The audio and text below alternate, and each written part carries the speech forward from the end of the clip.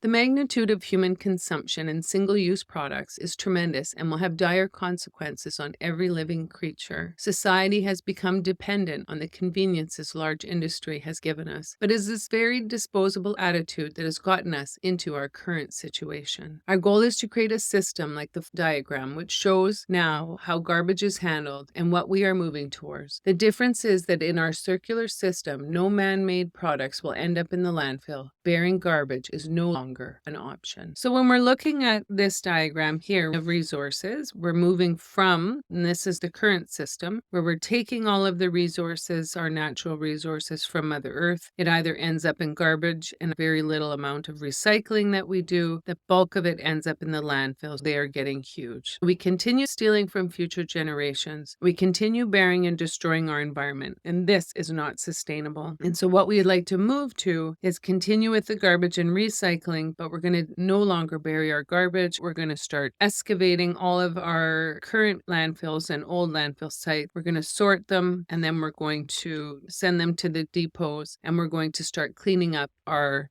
earth. All of the garbage, what will happen is it's going to end up being sorted, compact for transfer to our processing. We're going to have plastic processing plants, steel processing plants, wood processing. We'll have used material processing plants. And what we're going to do at all of these other processing plants that we figure out that we need while we're looking at our garbage, we're going to make it as much into a resellable product as possible for individual sales and industry sales, which will then go into products, which will be purchased. And when they are finished their life cycle, then they end up back in the recycled system. And so instead of burying it, we're going to give it a place to go and figure out how we're going to manage it from there so that we stop poisoning our environment. Many areas will require change in order for our entire system to become sustainable. This is the only way that we will begin to offset the surge of global warming. Making such a change will require great sacrifice and much work. The amount of money required to move the full changeover of our system to clean up the planet is infinite, and it'll take centuries to clean up our global mess.